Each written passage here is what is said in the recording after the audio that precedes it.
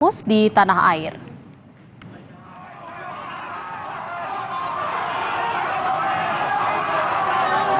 Aksi saling dorong ini terjadi saat mahasiswa memaksa masuk ke gedung rektorat dan meminta bertemu dengan Rektor Universitas Brawijaya Malang.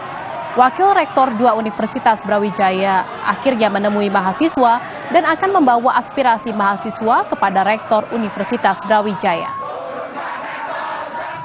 Persoalan nilai, bukan lagi persoalan kuat-kuatan. Kenapa? Karena dengan 12 golongan ini kita bisa adil terhadap setiap kondisi orang tua mahasiswa. Yang menengah ke bawah tidak akan naik, karena rumus kita sama untuk menemukan dia golongan berapa.